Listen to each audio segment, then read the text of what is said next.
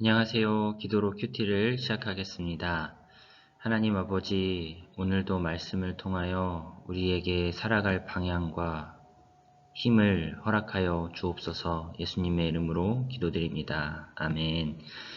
다니엘 4장 19절에서 37절까지의 말씀을 관찰, 해석, 적용의 단계로 묵상을 진행해 보도록 하겠습니다.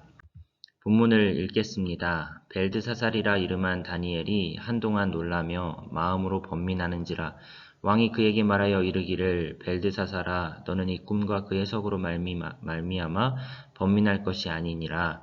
벨드사살이 대답하여 이르되 내 주여 그 꿈은 왕을 미워하는 자에게 응하며 그 해석은 왕의 대적에게 응하기를 원하나이다. 왕께서 보신 그 나무가 자라서 견고하여 지고 그 높이는 하늘에 닿았으니 땅끝에서도 보이겠고 그 잎사귀는 아름답고 그 열매는 많아서 만민에 먹을 것이 될 만하고 들짐승은 그 아래에 살며 공중에 나는 새는 그 가지에 깃들어나이다. 전문맥 4장 1에서 3절 말씀을 보시면 느부갓네살 왕은 천하에 거주하는 모든 백성들과 나라들과 각 언어를 말하는 자들에게 조서를 내리노라 원하노니 너희에게 큰 평강이 있을지어다. 지극히 높으신 하나님이 내게 행하신 이적과 놀라운 일을 내가 알게 하기를 즐겨하노라.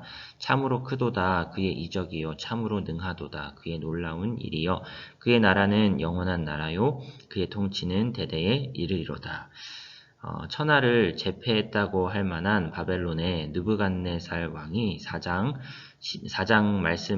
다니엘 4장 말씀을 시작하면서 유대인의 신인 여호와 하나님을 찬양합니다. 그 일화에 대해서 소개하는 문맥입니다. 내가 일전에 꿈을 꿨었는데 아무도 해석하지 못하였는데 유대 출신의 박수라고 해야 될까요? 유대 출신의 이 다니엘이 여호와 하나님의 힘을 의지하여 내 꿈을 유일하게 해석하였다. 나는 그 신을 찬양한다. 그 일화에 대해서 느부갓네살이 들려주고 있는 말씀이다라고 볼 수 있겠습니다. 왕이여 이 나무는 곧 왕이시라. 이는 왕이 자라서 견고하여지고 창대하사 하늘에 닿으시며 권세는 땅끝까지 미치심이니이다. 왕이 보신즉 한 순찰자 한 거룩한 자가 하늘에서 내려와서 이르기를 그 나무를 베어 없애라. 그러나 그 뿌리의 그루터기는 땅에 남겨두고 새와 노줄로 동이고 그것을 들풀 가운데에 두라. 그것이 하늘 이슬에 젖고 또 들짐승들과 더불어 제 몫을 얻으며 7대를 지내리라 하였나이다. 왕이여 그 해석은 이러하니이다. 곧 지극히 높으신 이가 명령하신 것이 내 주 왕에게 미칠 것이라. 매일 성경 그 왼쪽 상단에 오늘 본문에 대한 줄거리가 요약되어 있는데요. 다니엘은 느부갓네살의 꿈을 해석해주며 하나님이 바라시는 대로 나라를 다스리라고 조언하지만 느부갓네살은 비천하게 낮아지고 나서야 하나님을 인정합니다. 느부갓네살이 꿈을 들려주고 다니엘이 해석을 할 때에 이 해석의 내용이 왕의 대적에게나 이루어졌으면 좋겠다라고 하며 안 좋은 일들을 예언해주고 있습니다. 왕이 사람에게서 쫓겨나서 들짐승과 함께 살며 소처럼 풀을 먹으며 하늘 이슬에 젖을 것이요 이와 같이 7대를 지낼 것이라. 그때에 지극히 높으신 이가 사람의 나라를 다스리시며 자기의 뜻대로 그것을 누구에게든지 주시는 줄을 아시리이다. 또 그들이 그 나무 뿌리에 그루터기를 남겨두라 하였은즉 하나님이 다스리는 줄을 왕이 깨달은 후에야 왕의 나라가 견고하리이다. 그런즉 왕이여 내가 아뢰는 것을 받으시고 공의를 행함으로 죄를 사하고 가난한 자를 긍휼히 여김으로 죄악을 사하소서. 그리하시면 왕의 평안함이 혹시 장구하리이다 하니라. 자신이 세우신 통치자에게 공의를 기대하십니다. 다니엘이 볼 때 하나님이 느부갓네살을 벌하시는 이유는 자명했습니다. 그가 가난한 자를 학대하는 불의를 저질렀기 때문이다 라고 매일 성경은 느부갓네살 왕이 왜 심판을 받는지 그 이유를 27절에서 찾아 해설해주고 있습니다. 오늘의 주제가 되는 말씀이라 하면 25절 하반절에 사람의 나라를 다스리시며 자기의 뜻대로 그것을 누구에게든지 주시는 줄 아시리이다. 주권자이신 하나님. 또한 26절 하반절에 하나님이 다스리시는 줄을 왕이 깨달은 후에야 왕의 나라가 견고할 것입니다. 하나님의 주권성을 인정해야 나라가 견고해질 것이다 라는 것이 오늘의 주제 말씀이 되지 않을까 싶습니다. 이 모든 일이 다 느부갓네살 왕에게 임하였느니라. 12달이 지난 후에 내가 바벨론 왕궁 지붕에서 거닐세 나 왕이 말하여 이르되 이 큰 바벨론은 내가 능력과 건세로 건설하여 나의 도성으로 삼고 이것으로 내 위엄의 영광을 나타내는 것이 아니냐 하였더니 이 말이 아직도 나 왕의 입에 있을 때에 하늘에서 소리가 내려 이르되 느부갓네살 왕아 네게 말하노니 나라의 왕위가 내게서 떠났느니라. 이 바벨론 왕궁에 대한 배경 주석을 살펴보시면 느부갓네살의 바벨론 건축 사업은 아주 훌륭했다.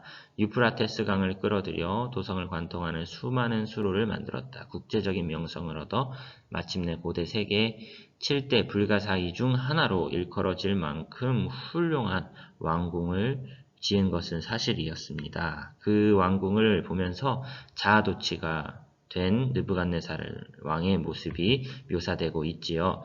하나님은 꿈으로 느부갓네살에게 심판을 경고하시고 다니엘의 해석을 통해 회개의 길을 알려주신 후 1년을 기다리셨습니다. 1년을 기다렸다라는 표현은 29절 상반절에 12달이 지난 후에 저주가 실현되기 시작했다는 것이죠.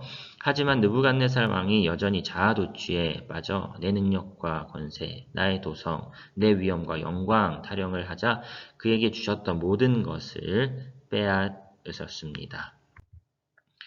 네가 사람에게서 쫓겨나서 들짐승과 함께 살면서 소처럼 풀을 먹을 것이요 이와 같이 7대를 지내서 지극히 높으신 이가 사람의 나라를 다스리시며 자기의 뜻대로 그것을 누구에게든지 주시는 줄을 알기까지 이르리라 하더라. 바로 그때에 그 일이 나 느부갓네살에게 응함으로 내가 사람에게 쫓겨나서 소처럼 풀을 먹으며 몸이 하늘 이슬에 젖고 머리털이 독수리 털과 같이 자랐고 손톱은 새 발톱과 같이 되었더라. 이 느부갓네살의 상태에 대해서 배경주석은 이런 증세들을 적용시킬 수 있는 질병을 조사한 해석가들은 이 상태가 환자가 스스로를 짐승이라고 생각하는 정신질환인 난광병에 나타나는 것과 동일하다고 규명하기도 했습니다. 그러나 이 특징들은 인식 능력이 떨어지고 동물 같은 속성과 행동 양식을 가졌던 태고인 혹은 원시인에 대한 전형적인 묘사와 일치한다는 것이죠. 고대 신화들에서 이런 상태는 문명화 이전의 인간들의 특성으로 묘사됩니다.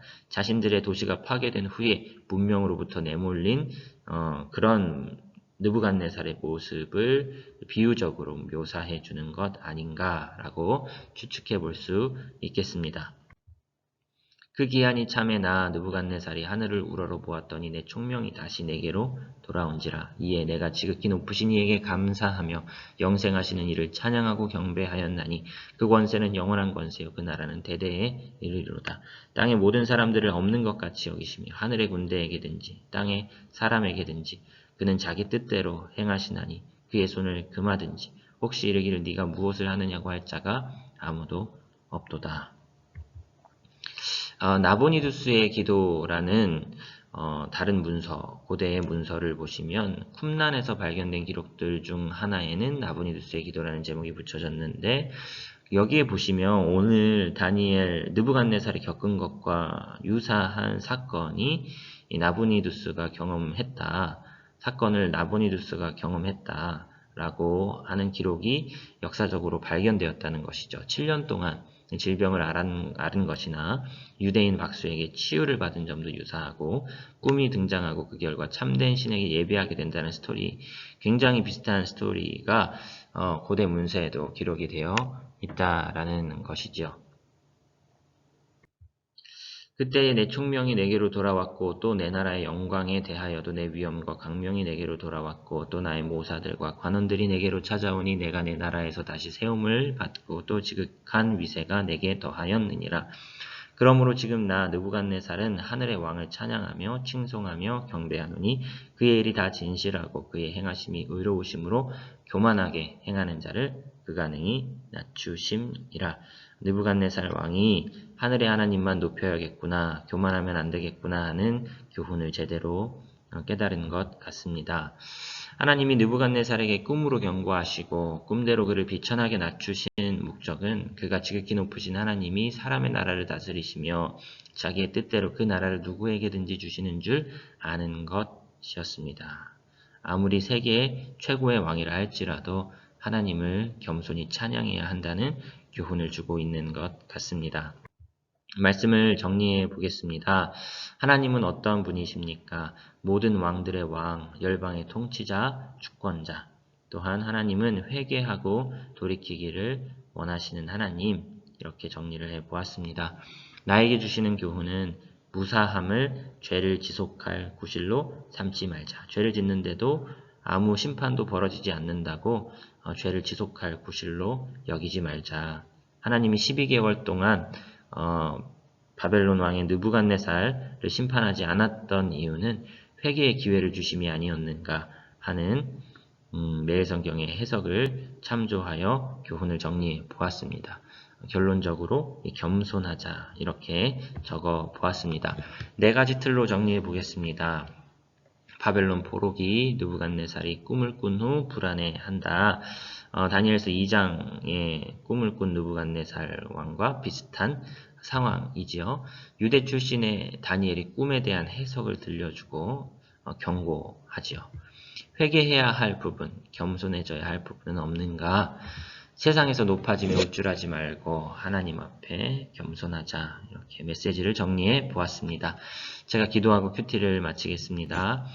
살아계신 하나님, 세상에 아무리 높고 위대한 자리에 올라선다 할지라도 모든 것 위에 뛰어난 하나님이 계심을 잊지 않고 입술로 심정으로 겸손히 인정할 줄 아는 우리의 믿음과 신앙 될 수 있도록 지켜주옵소서. 세상을 살아가는 동안 세상의 위대한 권세에 하나님 위축되지 않게 하시고 살아계신 하나님의 자녀로서 감사와 겸손과 당당하게 주님 뜻 안에서 살아가는 저희들 될 수 있도록 주님 복 내려 주옵소서. 감사드리며 예수님의 이름으로 기도드립니다. 아멘. 오늘도 화이팅입니다.